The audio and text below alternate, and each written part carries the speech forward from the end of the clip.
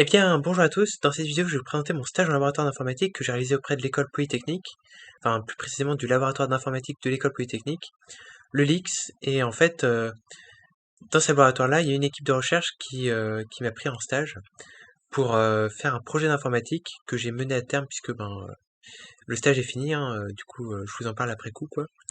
Et du coup, alors ça se base sur un résultat de recherche qu'ils ont eu, enfin ils ont mené des recherches dans un domaine en 3D. Parce que c'est une équipe qui gère de la 3D, etc. Enfin, tout ce qui est recherche en infographie, enfin, plus en 3D spécifiquement. Donc, ils ont un résultat de recherche qui est une nouvelle technique de 3D. Et moi, mon but, ça va être de l'implémenter dans une application web. Enfin, c'était mon but en tout cas, de le mettre dans une application web pour montrer un petit peu comment ça fonctionne. Mais c'est pas juste en fait de faire un site où on va montrer juste le résultat comme ça, mais c'est vraiment de mettre en fait carrément euh, le une démonstration qui soit vraiment complète et qui, comme c'est en informatique, on peut vraiment se permettre de montrer quelque chose qui fonctionne sur de la 3D et tout dans le navigateur web, c'est carrément possible. Donc voilà, donc c'était assez ambitieux, enfin je trouvais, mais c'est carrément faisable et donc du coup on l'a fait, voilà quoi. Et donc, alors au niveau du résultat de recherche, c'est quelque chose d'un petit peu particulier. Donc voici l'article scientifique sur lequel enfin, je me suis basé pour réaliser la démonstration. Donc il a été produit par l'équipe du LIX chez qui j'ai fait mon stage.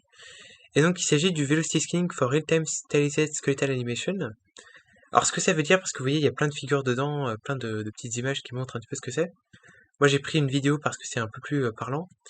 Au final, en fait, ce que ça fait, c'est que on a une vache, par exemple, et on va la déformer.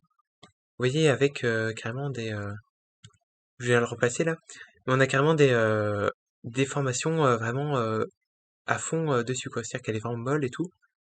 Et quand on voit ça au ralenti, c'est carrément, enfin, ça rend le truc vraiment cartoon, quoi. Et surtout, c'est fait en temps réel. Parce que là, on voit que ça le fait sur beaucoup de vaches en même temps. Donc, il faut que vraiment que ce soit performant. Et ça marche vraiment en temps réel. C'est-à-dire que ça a été fait à quasiment. Enfin, ouais, je crois que c'est à 30 FPS ce truc. Donc, c'est vraiment pas mal. Alors qu'il y a beaucoup de vaches, quoi. Beaucoup de personnages à animer, quoi. Et donc, voilà. Donc, ça marche sur des girafes, ça marche partout. Enfin, c'est vraiment. Enfin, sur n'importe quel personnage 3D qui existe déjà, en fait. Et donc, au-delà de ça, en fait, ce qu'on a fait, c'est qu'on a dit, ok, let's go faire la démo qui va montrer ça avec du JavaScript du coup, puisque c'est sur un navigateur web, et avec Three.js en fait, qui est une librairie 3D, et ben on va importer un fichier sur la page web, un fichier FBX en faisant un petit drag and drop. Et après, ce qui va se passer, c'est que le logiciel qu'on va créer, enfin qu'on a créé au final, enfin que j'ai créé parce que c'est surtout moi qui l'ai réalisé en fait, et il a cette capacité en fait de charger le fichier et après de le déformer, enfin de déformer parce qu'en fait un fichier FBX, c'est un fichier de 3D qui contient un personnage par exemple. Et ce personnage-là, on va pouvoir le déformer avec le fait qu'il soit flasque, qu'il soit mou et tout, en plus d'une animation classique en fait. Donc ça, c'est un truc qu'on a fait avec.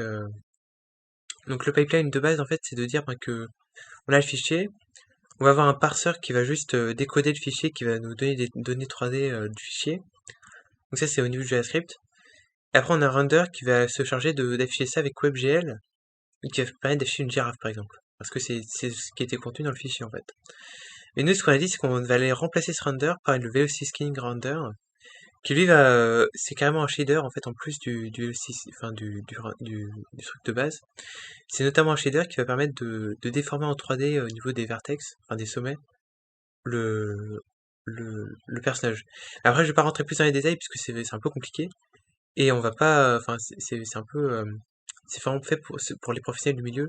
Et là, le but c'est pas de faire une vidéo pour les pros du milieu, mais vraiment de vous montrer un peu ce que j'ai fait. Et donc voilà.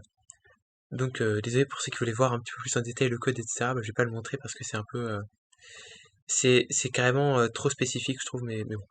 Donc du coup voilà.